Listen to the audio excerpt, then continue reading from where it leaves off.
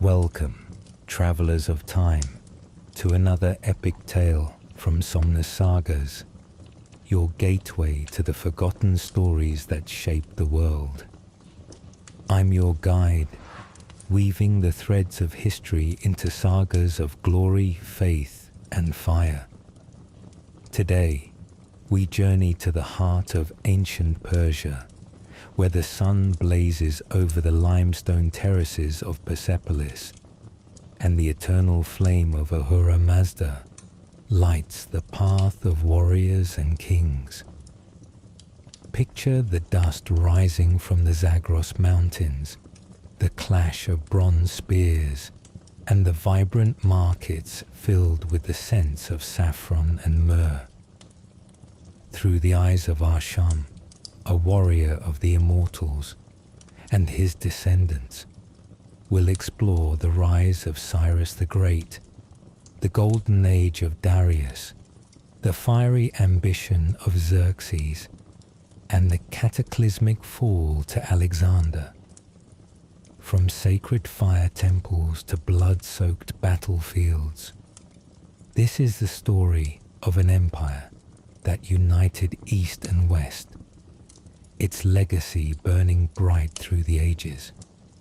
So settle in, let the past come alive, and don't forget to subscribe to Somnus Sagas for more epic journeys into history's greatest tales. Hit that bell icon and let's ride into the heart of Persia. The sun sank behind the Zagros mountains, casting a molten glow over the limestone terraces of Persepolis, where reliefs of winged bulls, lions, and lotus flowers shimmered in the twilight. It was the spring of 522 before the Common Era, and Arsham, a warrior of 22 summers, stood on the grand staircase of the Apadana palace, his calloused hand gripping the hilt of his Achaemenid, a curved sword etched with intricate patterns of galloping horses and soaring eagles. His dark eyes, framed by a face weathered by training and resolve, traced the horizon, where dust clouds rose like spectres, stirred by the marching feet of King Darius the First's army, preparing to quell a rebellion in Egypt. Arsham was one of the Immortals, an elite corps of 10,000 warriors whose ranks were never allowed to dwindle. If one fell, another rose, ensuring their legend burned eternal. His heart pulsed with devotion to Ahura Mazda, the Zoroastrian god of wisdom and light, but also trembled with the weight of the empire's ambitions and the wars that had forged it. This is the story of Persia's rise to glory, its vibrant culture, its sacred faith, and the ferocious battles that shook the world, told through the lives of Arsham and his descendants, whose fates were woven into the fabric of the greatest empire ever known. Decades before Arsham's birth, in the rugged hills of Persis around 559, before the Common Era, his grandfather Rostam grew up in a world of shepherds, warriors, and sacred fires. Rostam's tales, told by the flickering light of a fire altar in their mud brick home, painted Cyrus the Great, the founder of the Achaemenid Empire, as a figure of myth. Some whispered he was raised by wolves, suckled in the wilds of Anshan. Others swore Ahura Mazda had chosen him to bring order to a chaotic world. As a boy, Cyrus roamed the highlands, his bow slung across his back, his horse galloping through fields of wild barley and poppies. Persian boys were raised with three virtues: to ride well, to shoot straight, and to speak the truth, tenets rooted in Zoroastrianism, the faith that shaped their lives.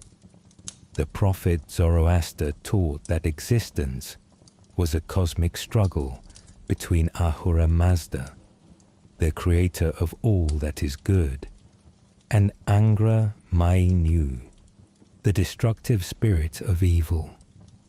Fire and water, symbols of purity, were sacred, and every village had a fire temple where priests in flowing white robes tended eternal flames, their chants rising like mist at dawn, their voices weaving hymns that echoed through the valleys. Rostam's village, nestled in a valley near Pasargadae, was a microcosm of Persian life. Homes of sun-baked brick clustered around a central square, where a stone altar held a sacred fire. Its flames tended day and night. Families gathered in courtyards shaded by pomegranate, fig, and oleander trees, sharing meals on woven mats, flatbreads baked in clay ovens, roasted goat with rosemary, and lentils spiced with cumin, coriander, and saffron. Women wove tapestries with patterns of griffins, stars, and lotus flowers, their hands stained with indigo and madder root. Children played with clay figurines of horses, chariots, and warriors, their laughter mingling with the bleating of goats. At sunrise, Rostam's family faced east, offering prayers to Ahura Mazda for wisdom, strength, and protection from Angra Mainyu's malice. During Nowruz, the spring equinox, they leaped over bonfires to purify their souls, celebrating with feasts of honeyed almonds, dried apricots, and wine served in clay cups etched with floral motifs. Music filled the air, lyres, flutes, and double reed pipes played by village elders, their melodies weaving tales of ancient kings and heroes' questa battles. Zoroastrian rituals punctuated daily life. Rostam taught his children to recite the Avesta, sacred text that extolled Asher, the principle of truth and order. He spoke of the eternal struggle between light and darkness, urging them to live with honesty and courage. At night, the family gathered around the fire altar, its flames casting shadows on their faces, and listened to Rostam's tales of Cyrus's conquests. The children's eyes widened as he described the king's prowess, his voice trembling with pride. Rostam's wife, Mahin, a skilled weaver, told stories of her own, of women who rode alongside warriors in ancient times, their bows as deadly as any man's. These tales filled Arsham, Rostam's young grandson, with dreams of glory, his heart swelling with the desire to serve the empire. Cyrus's rise began with the defeat of the Medes, Persia's overlords, around 550 before the Common Era. Rostam, then a young archer of 18, joined Cyrus's army at the Battle of Pasargadae. The Persian forces gathered on a windswept plain, their leather tunics and felt caps stark against the golden grass. Cyrus, astride a black stallion with a mane like flowing silk, positioned his archers on a ridge, their composite bows, crafted from horn, wood, and sinew, drawn taut. Rostam stood among them, his heart racing as the Medes advanced, their bronze armor glinting in the sun. A storm of arrows darkened the sky, their bronze tips piercing flesh and bone. Rostam described the chaos, the screams of wounded men, the clash of bronze spears, the thunder of hooves as Persian cavalry, led by Cyrus, charged the Median flanks. Cyrus rode at the forefront, his crimson cloak billowing, his spear gleaming like a shard of sunlight. The Medes broke, their king Astyages captured in chains, and Cyrus claimed their crown, uniting Persis and Media into a single realm. Rostam returned home a hero, his quiver empty, his heart full of pride. Cyrus's ambition grew boundless. In 546 before the Common Era, he turned west to Lydia, a kingdom famed for its gold and ruled by King Croesus, who believed himself invincible.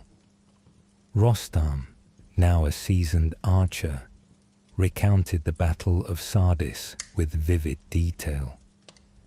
The Persian army, swollen with Median and Elamite allies, formed a wall of wicker shields, each woven from reeds and light yet sturdy enough to deflect arrows. Archers loosed volleys, their arrows falling like rain, while cavalry circled the Lydian lines, their horses snorting and rearing. Rostam stood among the archers, his fingers trembling as he knocked arrow after arrow, the air humming with their flight. The Lydians, clad in heavy bronze, fought bravely, their spears glinting like stars.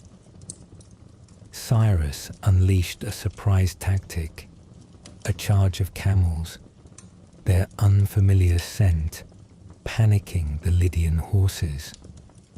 The enemy lines collapsed, and Sardis fell, its golden treasures, statues of gods, coins stamped with lions and jeweled goblets, carted back to Persis. Cyrus's mercy shone through. Rather than enslaving the Lydians, he allowed them to keep their customs, temples, and markets, a policy that won loyalty across his growing empire. The pinnacle of Cyrus's conquests came in 539 before the Common Era, when he set his sights on Babylon, the jewel of Mesopotamia. Rostam, now a veteran with a scar across his cheek, described the campaign as a marvel of strategy. Babylon's walls, said to be impregnable, towered over the Euphrates River, their gates reinforced with bronze and cedar. Cyrus devised a bold plan. His engineers diverted the river into a new channel, lowering its waters until his troops could march through the riverbed under the city's gates. Rostam waded through the mud, his spear gripped tightly, his heart pounding with anticipation. The Babylonians, caught off guard during a festival, surrendered without a fight. Cyrus entered the city as a liberator, freeing Jewish captives and allowing all to worship their gods. Marduk for the Babylonians, Yahweh for the Jews, and a pantheon of deities for others. Rostam spoke of the spoils: golden statues of winged lions, cedarwood chests filled with emeralds and sapphires, and scrolls of Babylonian astronomy and poetry. Cyrus's empire now stretched from the Indus River to the Mediterranean, a realm of unprecedented scale, bound by tolerance and ambition. Life under Cyrus was a vibrant blend of simplicity and splendor. In Rostam's village, families celebrated with feasts of dates, pistachios, and honeyed wine, served in clay cups etched with floral motifs. Markets bustled with traders from distant lands, Bactrians with turquoise beads, Indians with pepper and saffron, Arabs with frankincense and myrrh. Persian women adorned themselves with silver necklaces and earrings shaped like pomegranates, symbols of fertility. Their robes dyed crimson, indigo, and gold, with intricate patterns of vines and stars.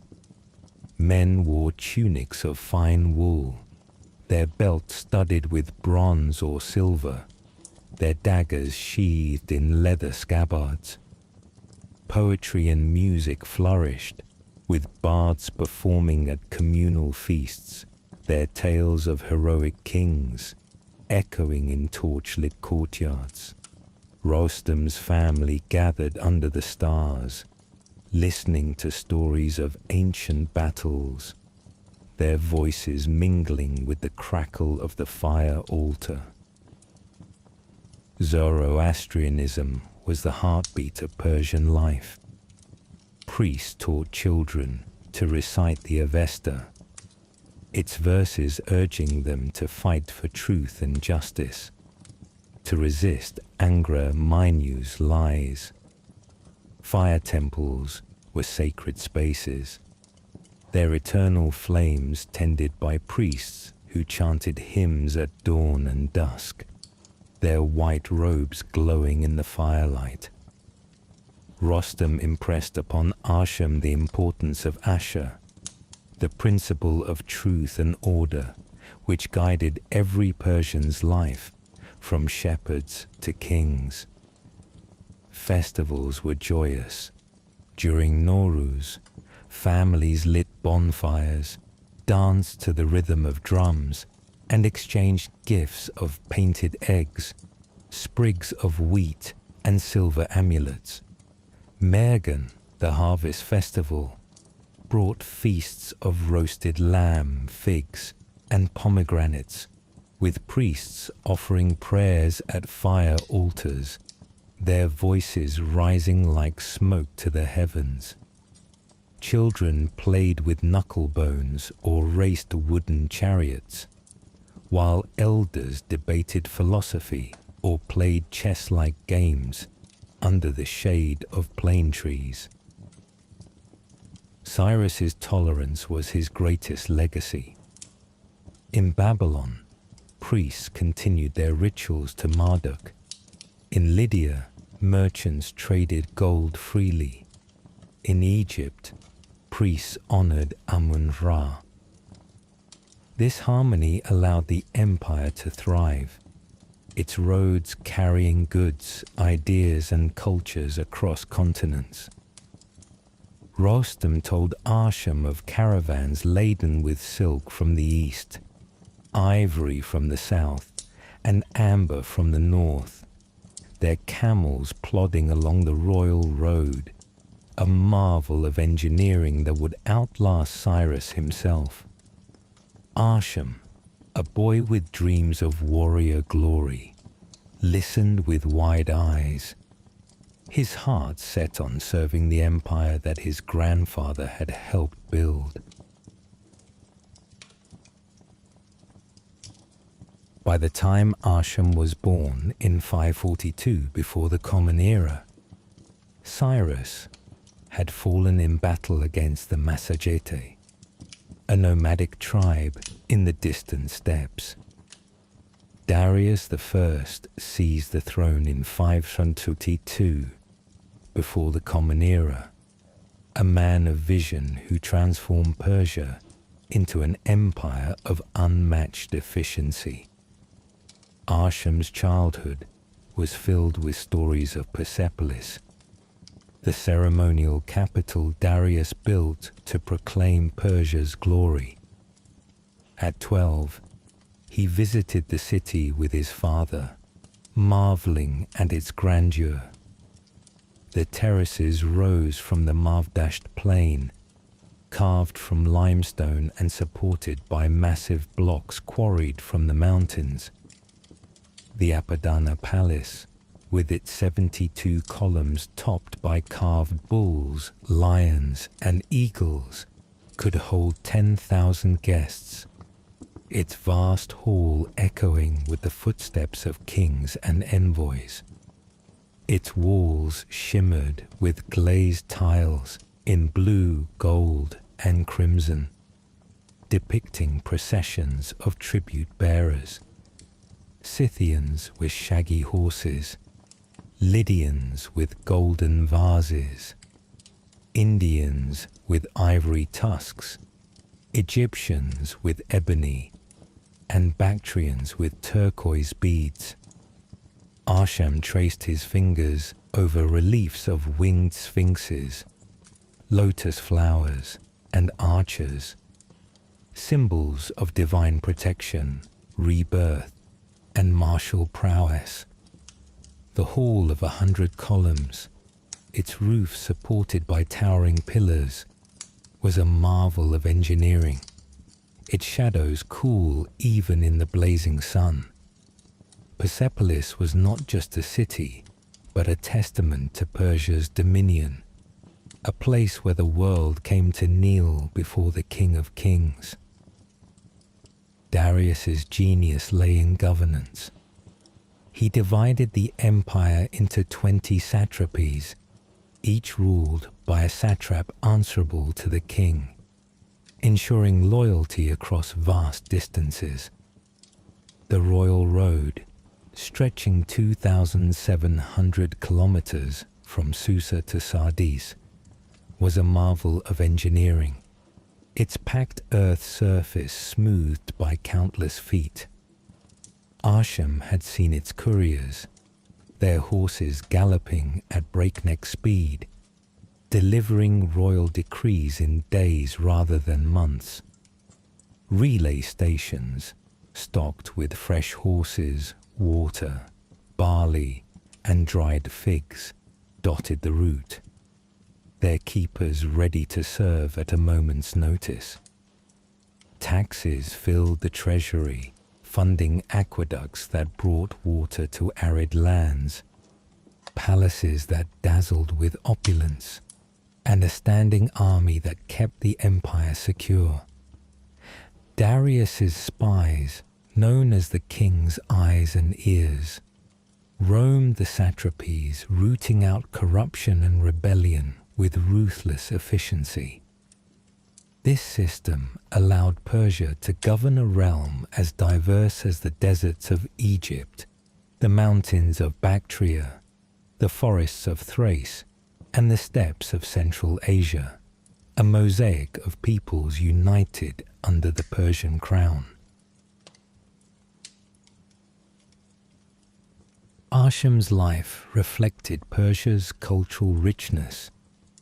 His family lived in a modest home near Susa, the administrative capital, its walls of sun-baked brick decorated with woven rugs depicting griffins, stars, and sacred fires. The courtyard, shaded by jasmine, pomegranate, and oleander trees, was a haven of peace, its air heavy with the scent of blooming flowers.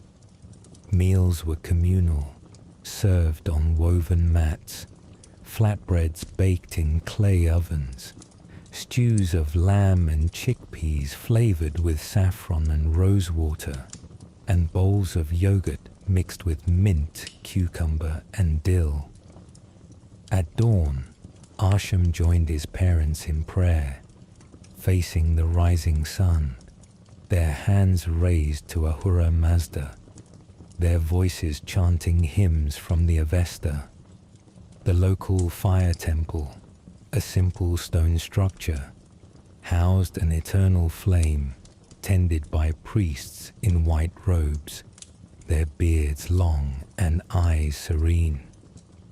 Arsham memorized the sacred texts, their words promising victory over Angra Mainyu's darkness, filling him with purpose.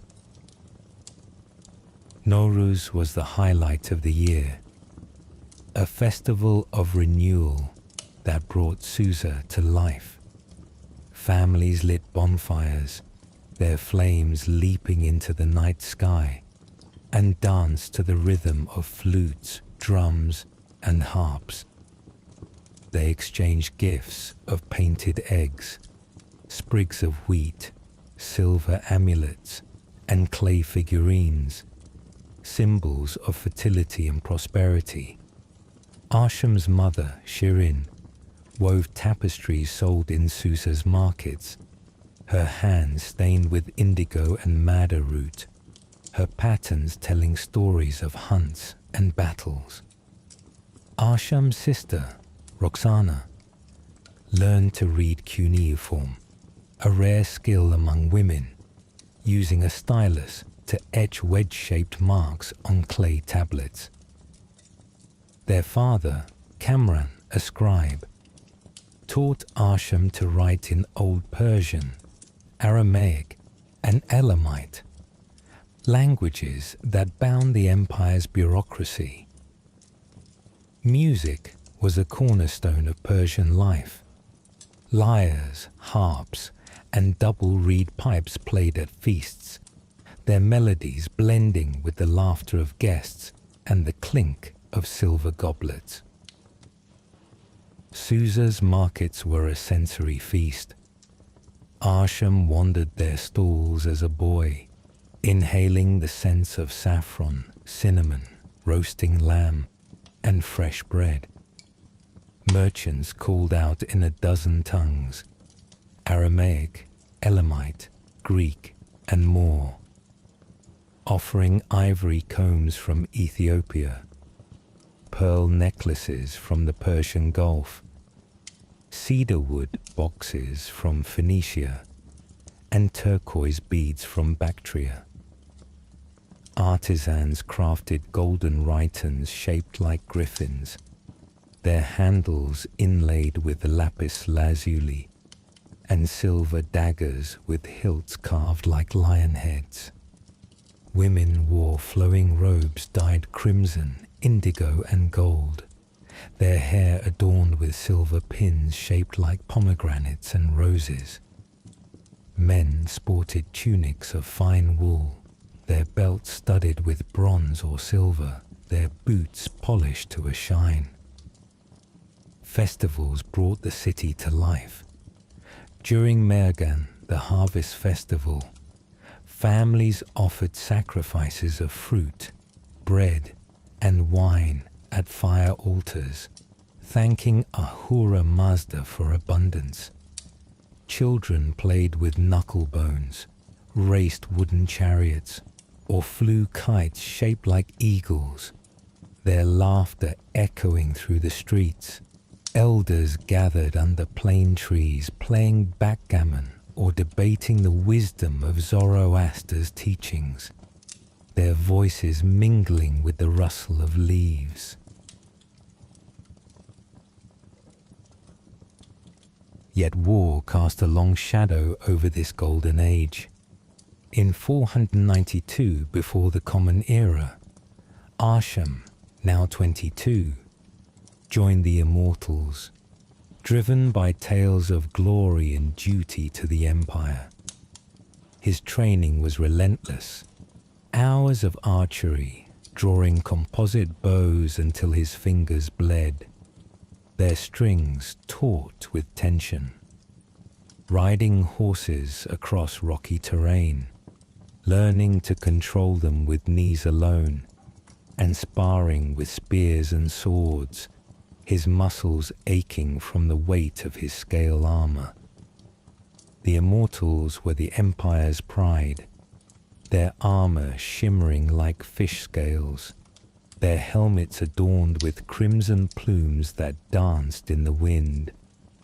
Each carried a wicker shield, light yet sturdy, a short spear with a bronze tip, a bow with a quiver of 30 arrows.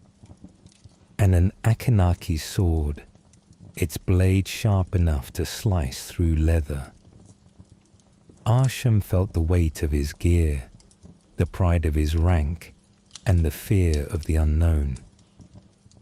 Darius sought to punish the Greeks for aiding the Ionian revolt, a rebellion in Persian-controlled Asia Minor that had burned Sardis and challenged imperial authority.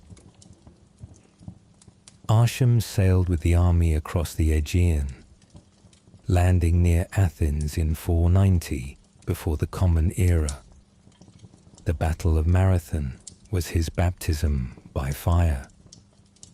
The Persian army, tens of thousands strong, assembled on the plain, their banners of crimson and gold fluttering in the wind, their wicker shields forming a wall against the enemy. Arsham stood among the Immortals, his heart pounding, sweat beading on his brow as archers loosed a barrage of arrows. The air hummed with their flight, and Greek hoplites fell, their bronze armor pierced by bronze-tipped shafts. But the Athenians, led by Miltiades, charged in a tight phalanx, their long spears gleaming, their round shields locked in a wall of bronze. Arsham thrust his spear, his breath ragged, the clash of metal deafening. The Greeks' heavy armor deflected blows, and their discipline held firm. The Immortals fought with ferocity, their Achaemenid swords slashing through leather and flesh, but the phalanx's momentum was unstoppable. Arsham saw comrades fall, their blood soaking the earth, their cries swallowed by the roar of battle. A Greek spear grazed his shoulder, drawing blood, but he fought on, his sword flashing in the sun. The Persians retreated to their ships, Arsham among them, his lungs burning, his pride shattered. Marathon was a bitter defeat, a lesson in the Greeks' resilience, but it steeled Arsham's resolve to prove himself worthy of the Immortals' name. Darius died in 486 before the Common Era, his dreams of Greek conquest unfulfilled. His son Xerxes the First ascended the throne, a king of towering ambition and fiery resolve. Arsham, now 32 and a seasoned commander, trained his son Bahram, a lanky youth of 16, to join the Immortals. Xerxes' court was a spectacle of opulence, its halls in Susa adorned with tapestries of gold thread, columns inlaid with lapis lazuli, and chandeliers of bronze and crystal. Arsham visited the palace, marveling at Xerxes seated on a throne of gold, his robe embroidered with pomegranates, stars, and winged lions, a crown of lotus flowers gleaming on his head. Envoys from across the empire brought tribute, ivory tusks from India, stallions from Scythia, gold dust from Nubia, cedar logs from Phoenicia, and turquoise beads from Bactria. Xerxes dreamed of conquering Greece, uniting East and West under one crown, his name etched in history alongside Cyrus. In 480 before the Common Era, he assembled an army said to number hundreds of thousands, though Arsham suspected the scribes exaggerated to inspire awe. The force was a tapestry of nations, Medes with curved swords, Scythians with war axes, Indians with bamboo bows, Ethiopians with spears tipped with antelope horn, Bactrians with lances adorned with crimson tassels, and Sogdians with iron maces. Arsham oversaw the construction of 2 pontoon bridges across the Hellespont, a feat that took months of labor under the relentless sun. He stood on the shore, his boots sinking into the sand, watching as ropes were lashed to boats, planks laid across them, and earth piled to create a stable path. The army crossed into Europe, a river of men and beasts, soldiers in colourful tunics of crimson, blue and gold, chariots rumbling with scythed wheels, camels laden with grain, water and dried figs, and elephants from India, their trunks swaying like pendulums. Arsham's heart swelled with pride, but a knot of unease tightened in his chest. The Greeks were not like the Babylonians, who surrendered without a fight. They were fierce, their city-states united by defiance and a love of freedom. Arsham's wife, Shirin, had wept as he left, her hands clutching a silver amulet of Ahura Mazda, praying for his safe return. Their son Bahram, eager to prove himself, marched at his side, his young face alight with dreams of glory. The campaign began with the Battle of Thermopylae in 480 before the Common Era. Arsham led a contingent of Immortals through a narrow mountain pass, its cliffs rising sharply, the sea crashing below with a roar like a wounded beast.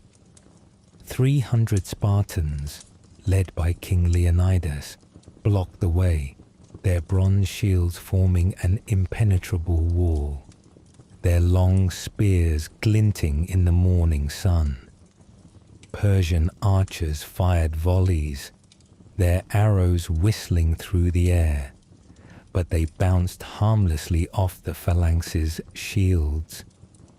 Arsham ordered wave after wave of assaults, the Immortals charging with spears levelled, their scale armour clinking like coins, their crimson cloaks billowing. The clash was deafening. Metal rang against metal. Shouts of rage and pain filled the air, and the thud of bodies echoed off the cliffs. Blood slicked the rocks, pooling in crevices, the stench of sweat and iron heavy in the heat. For 2 days, the Spartans held, their long spears reaping a heavy toll, their bronze armour dented but unyielding.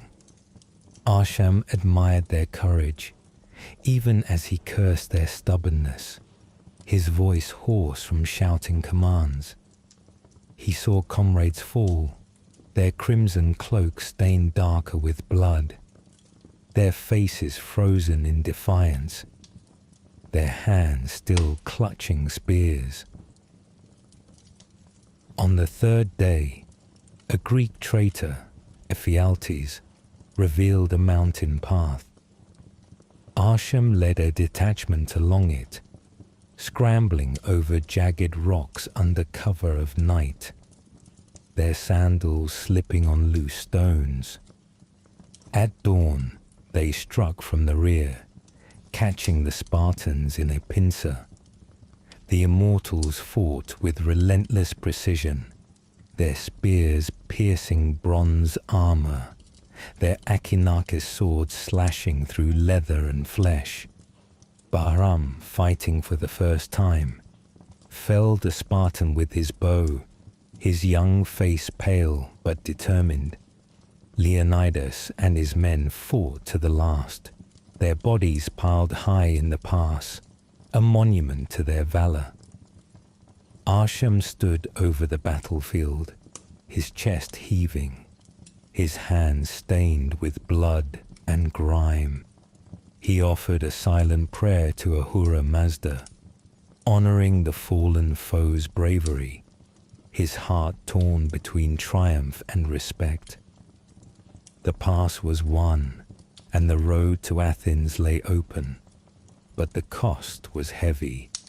Hundreds of immortals lay dead, their families soon to mourn.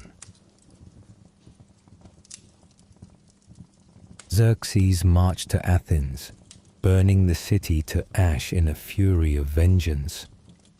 Arsham walked through the ruins, his boots crunching on shattered marble, the acrid smell of smoke stinging his lungs. Temples lay in rubble, their columns blackened, their statues of gods toppled into the dust. The cries of fleeing Greeks echoed in the distance, their voices laced with despair. Arsham's heart ached for the destruction. But war demanded sacrifice.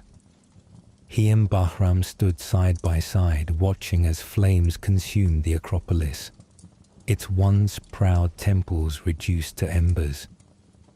Yet victory was fleeting.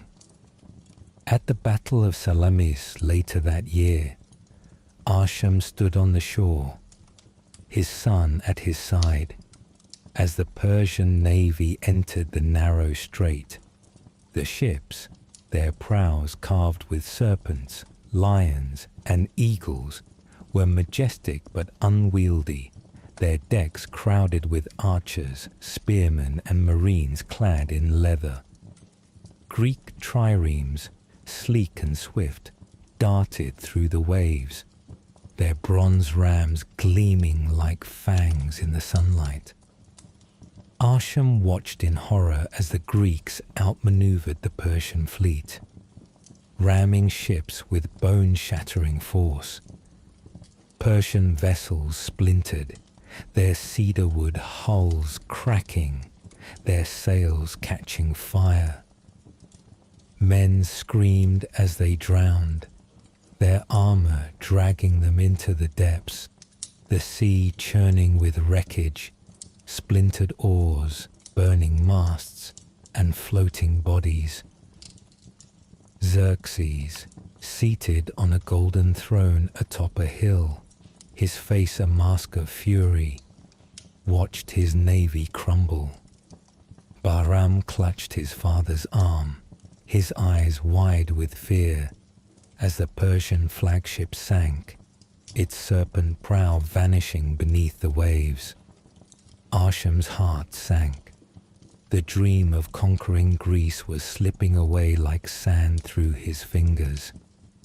The defeat at Salamis was a wound to the empire's pride, and Arsham felt the weight of failure, his thoughts turning to Shirin and home. The next year, at Plataea in 479, before the Common Era, Arsham led a cavalry charge, his horse galloping through dust and chaos, Bahram riding at his side. The Persian army, still vast, included Bactrian horsemen, Greek mercenaries, and the Immortals, their armor gleaming in the dawn light. Arsham's lance struck true, felling a Spartan, but the Greek phalanx, led by Pausanias, bristled with long spears, their bronze tips flashing. The air was thick with dust, the ground slick with blood and sweat. The Greeks exploited the Persians' stretched lines, cutting down wave after wave. A Greek spear grazed Arsham's thigh, drawing blood, but he fought on, his sword slashing, his horse rearing in panic. Bahram, young and fierce, felled 2 hoplites with his bow, but the tide turned against them. The Persians broke, their ranks dissolving into chaos, soldiers fleeing into the hills. Arsham and Bahram escaped, their horses panting, their hearts heavy with defeat. The campaign was lost, and Persia withdrew, its ambitions in Greece humbled. Arsham returned to Susa, his body scarred, his pride battered, but his love for his family unbroken. Decades passed, and Arsham retired to Susa, his hair grey, his hands trembling from years of wielding spear and bow. His son Bahram, now 30, carried the family's honour, rising to lead the Immortals. Arsham's wife, Shirin, grew frail, her hands still weaving tapestries, her eyes bright with love. Their daughter, Roxana, now 20, was a skilled weaver and singer, her voice like a nightingale's, her cuneiform tablets filled with poetry. By 334 before the Common Era, a new threat emerged. Alexander of Macedon, a young king whose ambition burned brighter than Cyrus's, his eyes blazing with conquest. Bahram's letters to Arsham, written on papyrus and sealed with wax, described Alexander's lightning campaigns, his army a disciplined machine of Macedonian phalangites, cavalry, and siege engineers.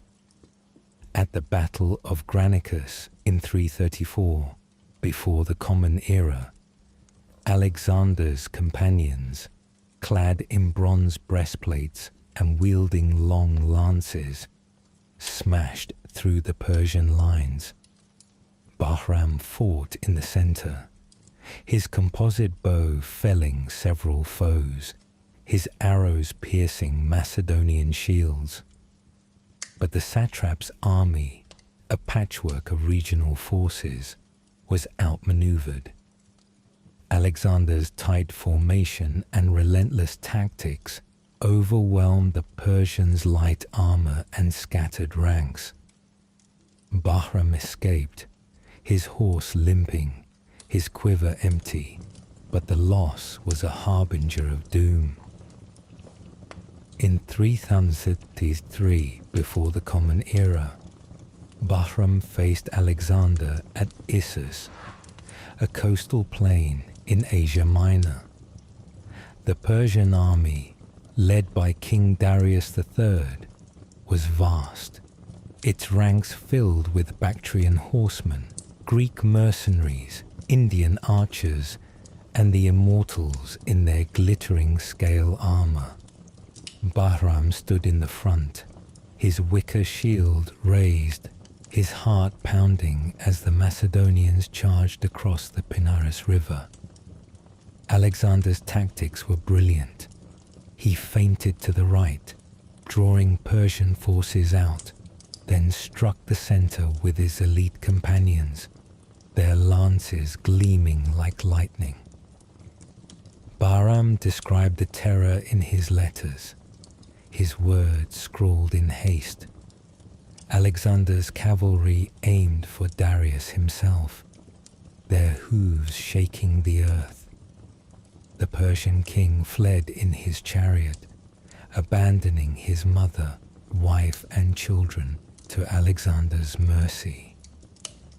Bahram fought until his quiver was empty, his spear broken, his shield splintered. He retreated, his heart heavy with shame, his thoughts turning to his father's stories of Persian glory. The loss at Issus was a wound to the empire's soul, a sign that the tide was turning. The final blow came at Gaugamela in 331 before the Common Era. Bahram stood on a vast plain near Arbela, the air thick with dust, the sun blazing overhead. The Persian army was immense, chariots with scythed wheels, their blades gleaming like crescent moons. Bactrian cavalry with lances adorned with crimson tassels. Indian elephants trumpeting in the heat. And the Immortals, their scale armor shimmering like a river of silver. Bahram stood in the center, his father's old Achaemenid sword at his side, as Darius the Third rode before the troops, his chariot drawn by white horses, his golden crown glinting. Alexander's army, though smaller, was a disciplined machine, its phalanx bristling with 16-foot sarissa spears, its cavalry led by the companions, their bronze armor polished to a mirror shine. Alexander feinted to the right, luring Darius's left wing forward, then struck the center with his elite troops. Bahram fought fiercely, his spear breaking as he thrust at a Macedonian, his shield splintered by a lance. The Persian lines collapsed, soldiers fleeing in panic, their banners trampled into the dust. Darius fled again, his chariot racing across the plain, his honor shattered. Bahram survived, his body bloodied, his spirit broken, but the battle was a catastrophe. Persepolis fell soon after. Bahram watched from a distant hill as Alexander looted the city's treasures. Golden statues of Ahura Mazda, jeweled goblets, silken tapestries, cedar wood chests filled with emeralds, sapphires, and rubies. The Apadana Palace, once a symbol of Persia's might, was set ablaze, its flames lighting the night sky like a funeral pyre. Bahram's heart broke as he saw the columns fall, their carved bulls and lions consumed by fire, their stone cracking in the heat. The hall of 100 columns collapsed, its roof crumbling into ash. The Achaemenid Empire was no more, its dreams of glory reduced to ruins. Bahram returned to Susa, his eyes hollow, his letters to Arsham filled with grief. He vowed to keep the stories of Persia's greatness alive for his children, to ensure the flame of their culture would never die. The wars took a heavy toll on Arsham and his family. Arsham, now in his 50s, bore the scars of Marathon, Thermopylae, Salamis, and Plataea. His body a map of wounds, his mind haunted by the faces of fallen comrades. He dreamed of the pass at Thermopylae, the blood-soaked rocks, the defiant eyes of Leonidas. Shirin, his wife, noticed the change in him. His laughter was rarer, his eyes distant, his sleep broken by nightmares. Bahram, too, was changed by war. The young man who once dreamed of glory returned from Gaugamela quiet and somber, his boyish enthusiasm replaced by a heavy silence. He spoke little of the battles, but his letters revealed a heart burdened by loss, his words tinged with guilt for surviving when so many did not. Roxana, their daughter, sang songs of hope to lift their spirits, her voice a beacon in their darkened home. The family clung to Zoroastrianism, its teachings of light and truth, offering solace. Arsham taught his grandchildren to pray for strength, to believe that Ahura Mazda would guide them through grief. Arsham lived his final years in Susa, tending a garden of roses, jasmine, oleander, and lavender, their scents mingling with the dust of the city. His home was simple, its walls hung with rugs woven by Shirin, depicting scenes of hunts, battles, and the sacred fire of Ahura Mazda. He told his grandchildren, Roxana, now 25, Kaveh, 20, and little Cyrus, 7. Stories of the empire's glory, of Cyrus's mercy, sparing conquered peoples, Darius's roads, binding the world, and Xerxes's bridges, defying the sea. He described Susa's markets, where traders sold ivory from Ethiopia, pearls from the Persian Gulf, saffron from Media, amber from the Baltic, and lapis lazuli from Bactria. The stalls were a riot of color and sound, merchants shouting in Aramaic, Elamite, Greek, and Akkadian, the clink of silver coins, the aroma of roasting lamb, fresh bread, cinnamon, and rosewater. Arsham's grandchildren listened, wide-eyed, as he recounted the splendor of Persepolis, its columns towering like giants, its reliefs telling stories of 100 nations, its glazed tiles shimmering like a desert mirage. Zoroastrianism remained their anchor. Every morning, Arsham led his family in prayer before a small fire altar in their courtyard, its flames crackling as they chanted hymns from the Avesta.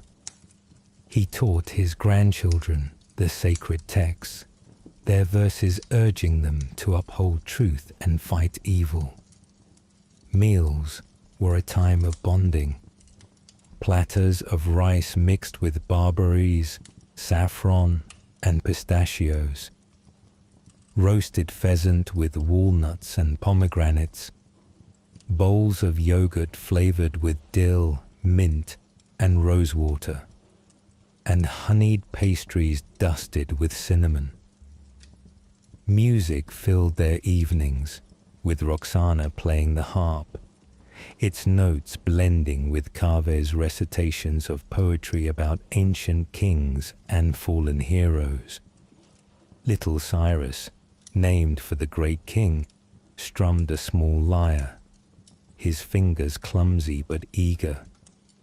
Shirin wove tapestries sold in the market, her hands stained with indigo and madder, her patterns capturing the empire's lost glory. The family honored the dead with rituals at cliffside tombs, placing sprigs of myrtle and clay lamps on the stone, believing their souls joined Ahura Mazda in the afterlife, free from Angra Mainyu's grasp. Persian life was a blend of splendor and simplicity. The elite lived in palaces with mosaic floors, gold-threaded curtains, and tables laden with peacock, venison, and pomegranates, served on silver platters. Commoners like Arsham's family lived modestly, their homes fragrant with the scent of baking bread, blooming flowers, and burning cedar wood. Women managed households, some learning to read cuneiform, a skill that allowed them to record family histories, manage trade, or compose poetry. Roxana's tablets, etched with tales of love and loss, were treasured by the family, her words a bridge to the past. Men worked as farmers, scribes, soldiers, or artisans, their lives shaped by the rhythms of planting, harvesting, praying, and fighting. Arsham's father, Kamran, had been a scribe, copying royal decrees on clay tablets, his stylus etching wedge-shaped marks with precision. Arsham taught Bahram to ride and shoot, skills that defined Persian manhood, while Roxana learned to weave, sing, and write, her talents a source of pride.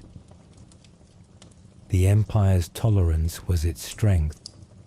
Jews rebuilt their temple in Jerusalem, Babylonians honored Marduk, Greeks worshipped Zeus, and Indians revered their myriad gods, all under Persian rule. This harmony allowed trade and ideas to flow.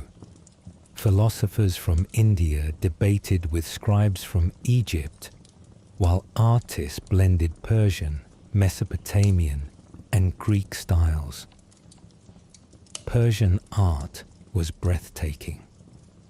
Golden rhytons shaped like griffins, their handles inlaid with turquoise and lapis lazuli reliefs of kings receiving tribute, carved in limestone with exquisite detail, and jewelry of gold, silver, and precious stones, worn by nobles at court. Poetry was cherished, with bards reciting the Shahname's ancient tales long before they were written, their voices carrying the weight of history. Music accompanied every occasion, from weddings to funerals, with flutes, harps, drums, and lutes setting the rhythm of life.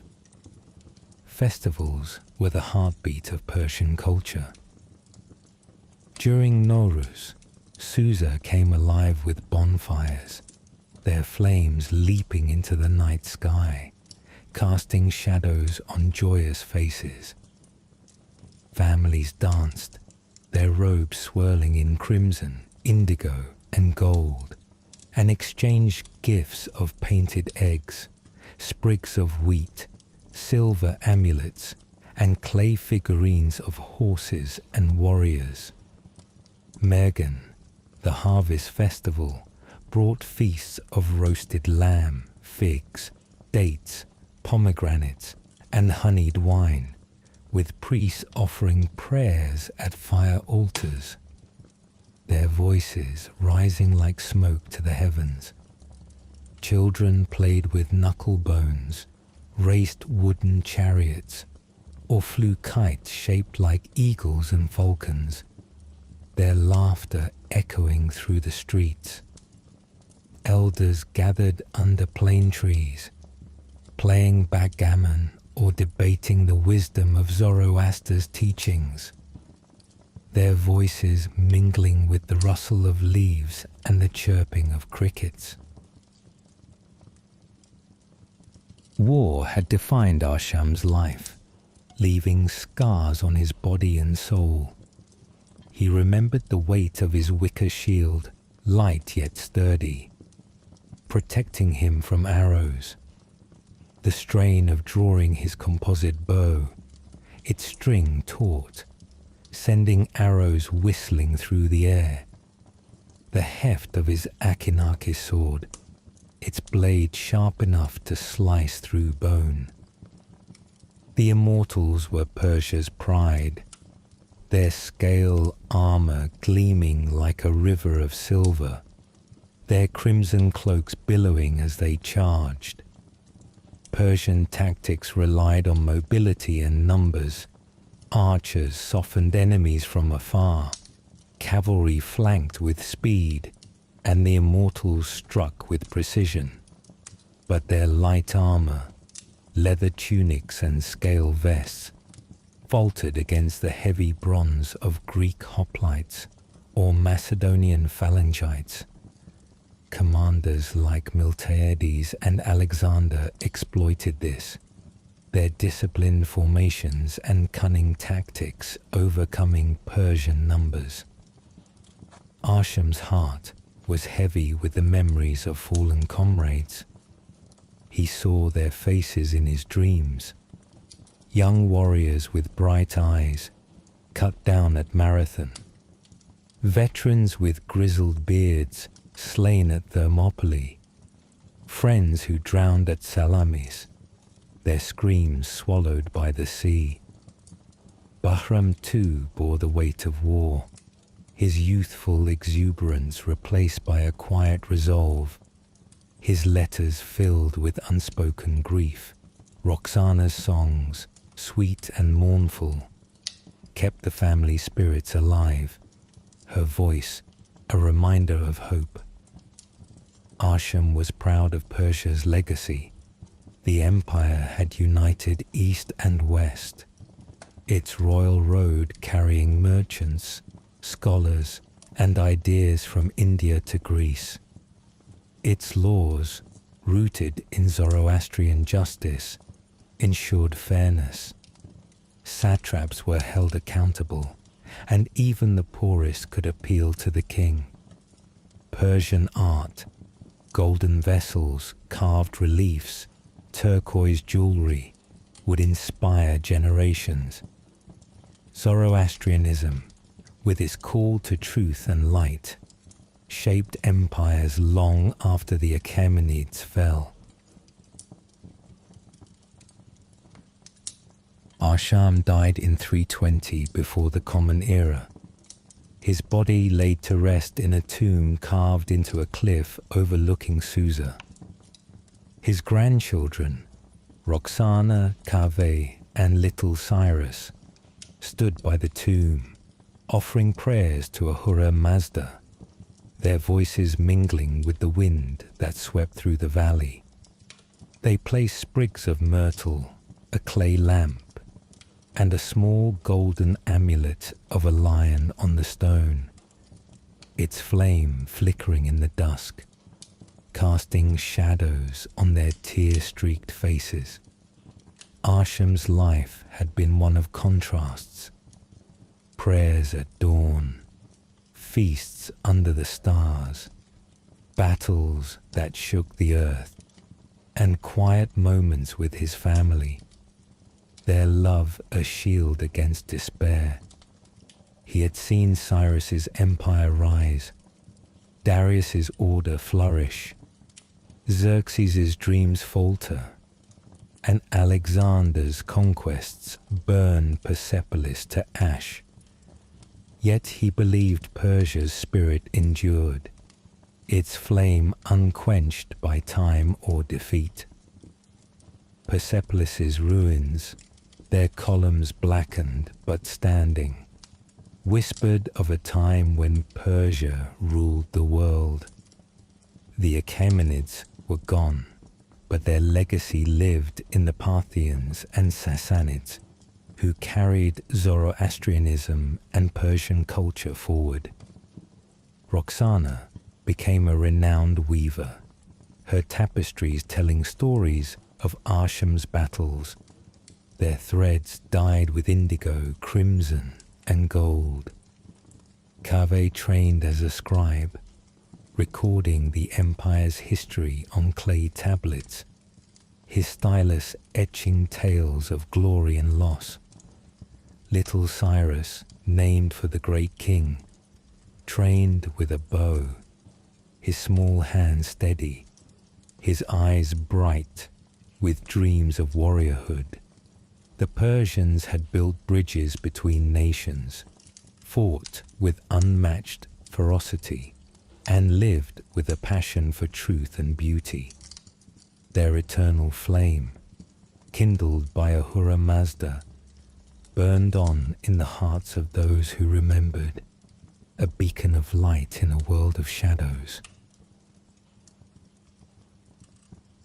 And so, the flame of Persia flickers on, its light undimmed by the passage of centuries.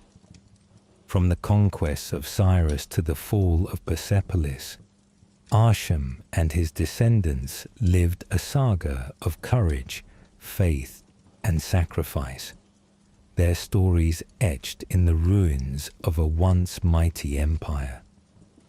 The Achaemenids may be gone, but their legacy of tolerance, art, and the eternal struggle for truth burns in the hearts of those who remember. Thank you for joining me on this epic journey through Somnus Sagas, where the past breathes anew in tales of valor and wonder. If this saga stirred your soul, don't forget to subscribe to Somnus Sagas and hit that bell icon to never miss a story. Share your thoughts in the comments. What battles or heroes would you like to explore next? Until our paths cross again, may the light of Ahura Mazda guide you, and may the flames of history keep burning bright. Farewell, travelers, and see you in the next saga.